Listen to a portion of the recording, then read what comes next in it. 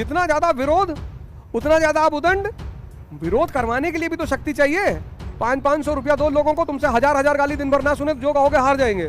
बस कह दो एक दिन का 500 रुपया देंगे और 1000 गाली देंगे, कहेंगे भैया अकेले में दीजिएगा, ठीक। ये आदमी की औकात, इतना टेंशन क्यों लेना? जिसके जीवन में कोई कांड नहीं है वो कोई आदमी है? मुर्दा पड़े हुए गाँव में, गमछा उमछा लपेटे आम के पेड़ के नीचे पड़ा है, कुत्ता आया थूक के चला गया ऊपर। यही बात ही, और कोई बात थोड़ी है, और कोई बात नहीं है। उस बात को हम भी समझ रहे हैं।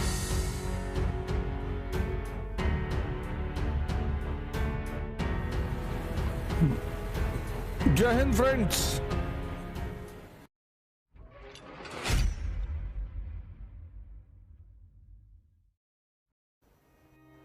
हाँ बताओ, तुम कुछ पूछ रही थी।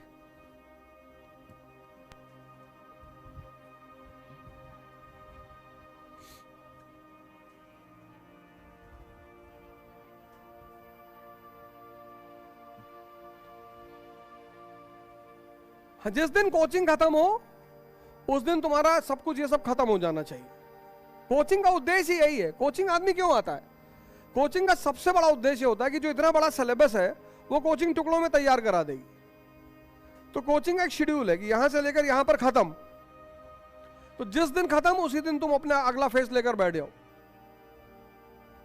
प्रैक्टिस लेके बैठ जाओ, आंसर राइटिंग लेके बैठ जाओ। तो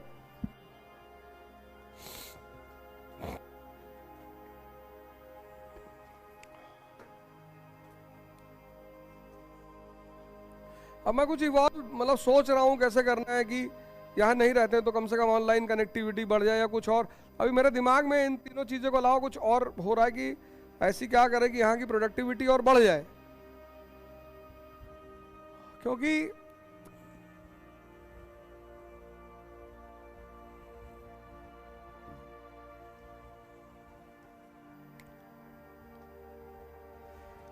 हर आदमी तो कहीं ना कहीं परेशान है, और जब वो परेशान है तो वो उसका ऑरा जो है ना वो तुमसे जुड़ ही नहीं पाता, पढ़ा चाहे जितना अच्छा ले, पर वो जो ऑरा है ना वो जुड़ नहीं पाता। बस तुम धीरे बैग वैग उठा के निकल लेते हो कि मास्टर कल आएंगे, अब जा रहे हैं। तो आज जो है वो बेचारा कुछ करी वो असहाय हो जाता है। और सारा खेल ऑरा का है और कुछ नहीं है, वो सारा ऑरा का मामला है। अब ऑरा के मामले में वो खुद ही माइनस में चल रहे हैं, और माइनस में सिर्फ इसलिए चल रहे हैं क्योंकि कांड करेंगे नहीं।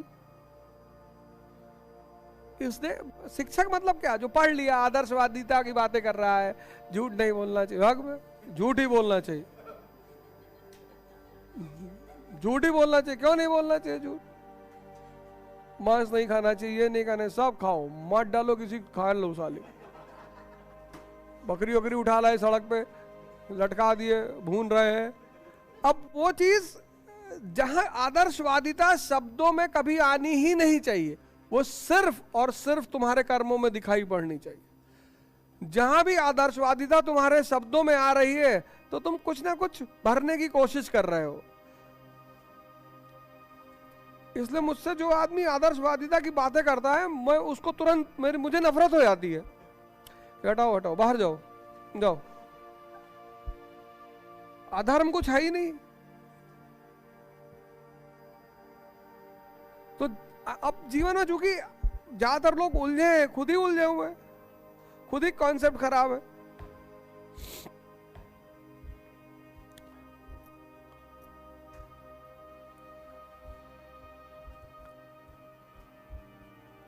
तो तुम्हारे ऑरा लेवल से अगले का ऑरा लेवल जोड़ नहीं पाता, बस तुम तुरंत बनाते निकल लेते हो कि अब मास्टर साहब जा रहे हैं, अब कल आएंगे। अब ठीक है मास्टर, कोई बात नहीं, बढ़िया पढ़ाए लेकिन अब चल रहे हैं, अब बाकी कल बताना। तो वो यही बात ही, और कोई बात थोड़ी है, और कोई बात नहीं है। उस बात को हम भी समझ रहे हैं कि बाकी तो सब ठीक है मास्टर, लेकिन अब ना कर पाएंगे। अब जो है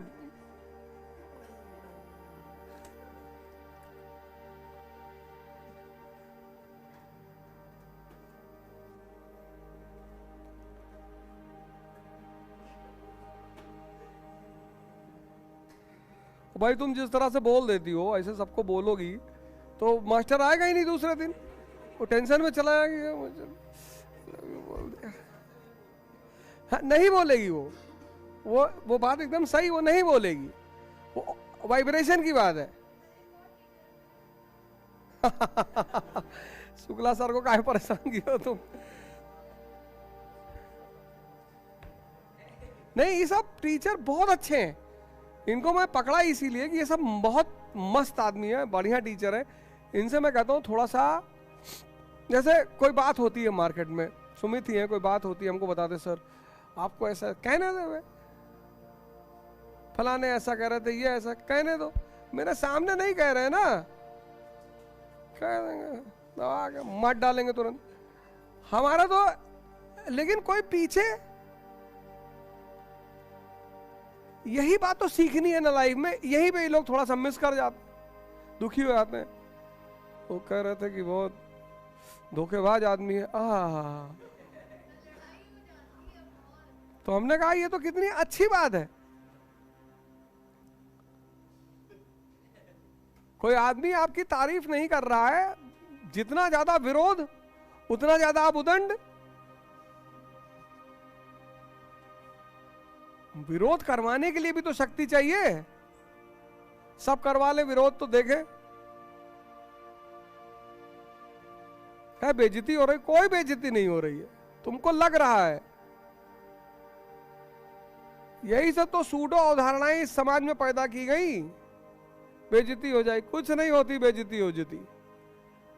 500-500 रुपया दो लोगों को, तुमसे 1000-1000 गाली दिन भर ना सुने, जो कहोगे हार जाएंगे। बस कह दो एक दिन का 500 रुपया देंगे और 1000 गाली देंगे, कहेंगे भैया अकेले में दीजिएगा, ठीक। तो पब्लिकली कितना दें तो लोग सुनोगे? 5-10 हजार दे दिए तो पब्लिकली भी सुन ले। ये आदमी की औकात, इतना टेंशन क्यों लेना? इसको 10,000 रुपया दे दो, नंगा खड़ा हो जाए,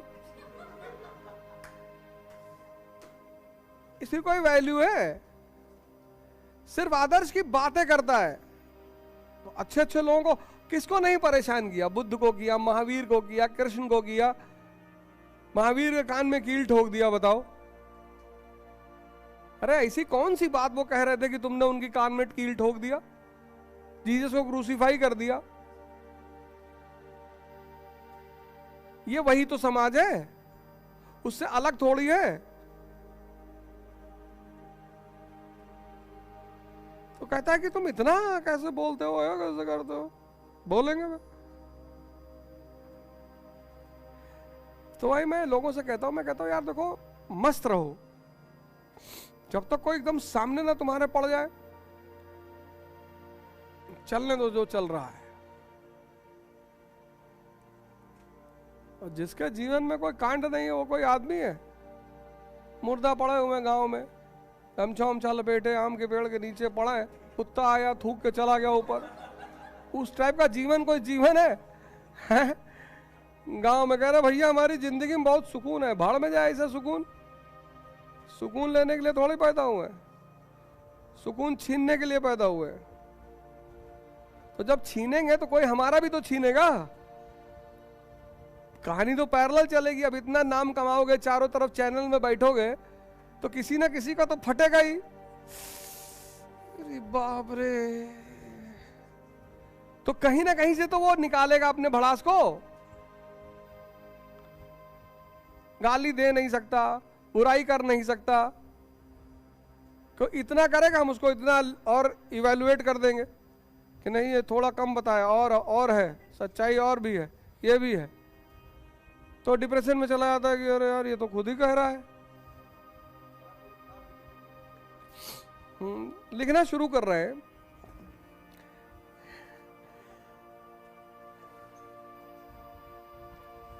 अरे तो लोग मुझसे मिलना छोड़ देंगे अगर मेरे ऊपर किताब पब्लिश हो गई तो लोग मुझसे मिलना चाहिए। अरे आखिरी कोई समय नहीं, लेकिन नहीं, नहीं नहीं नहीं, लिख के तो बाजार में भेजेंगे ही। देखो इस जीवन में हर आदमी, तुमने कोई अभी तक अपने जीवन में गलत नहीं किया, इसको तो तुम भूल जाओ। तुम सेंसस में पैदा हुए, मन के इशारे पे चल रहे थे, तो मन ने जो तुमसे कराया वो तुमने किया, वो कोई गलत नहीं था। लेकिन अब जागना शुरू कर दो। वही तो मैं तुमसे कहता हूं, ध्यान करना। जैसे अब अगर तुम सिगरेट पी रहे हो तो गलत कर रहे हो। तुमने 10th में पिया, वो एक अलग बात थी, तुम बेहोश थे, तुम्हारे पास नहीं दिशा थी। अब अगर तुम खैनी खा रहे हो तो गलत कर रहे हो। जो अब तक किया वो गलती नहीं थी, वो बचपना था। अब जो तुम कर रहे हो जानकर, वो गलत कर रहे हो।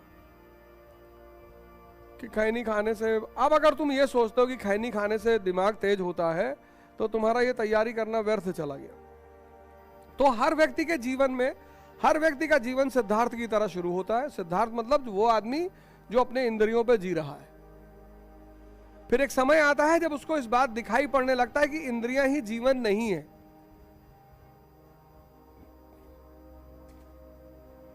भोग ही जीवन नहीं है, और भोग अंततः भोगने पे पहुंचा देता है।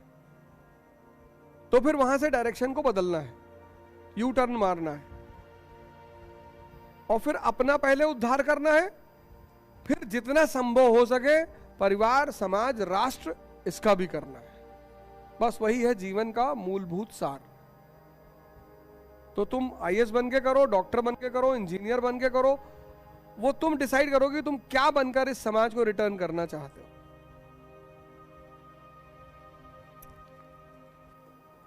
चलो कल कुछ पढ़ा जाए।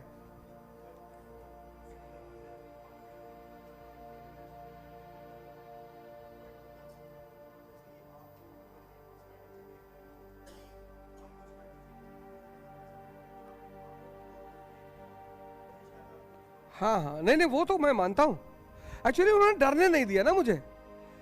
उन्होंने जो मेरे साथ किया, जैसे आज के मैं पेरेंट्स को देखता हूं कि लड़का खाना नहीं खा रहा तो उसको डरा रहे हैं। तो वो जो डरा रहे हैं ना, वो अपराध कर रहे हैं। वो डरा हुआ मन बड़ा हो जाएगा। तो उन्होंने कभी डराया ही नहीं। फिर कभी यही नहीं कहा फेल हो जाओगे तो बर्बाद हो जाओ, कहा ही नहीं। हमसे कहा एक क्लास में 3 साल पढ़ लो तो क्लास मजबूत हो जाती है। अरे मैंने कहा यार, क्या 10th में जिससे 3-4 साल पढ़ लो तो स्थिति बहुत स्ट्रांग रहती है। कहा उल्टी सीधी बातें करो। तो वो जो डर उन्होंने नहीं दिया ना, उसने पर्सनालिटी को बहुत डिफरेंट डायरेक्शन में घुमा दिया।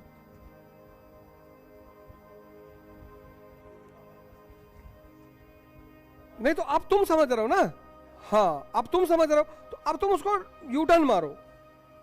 अब धीरे धीरे छोटे छोटे डिसीजंस लो, और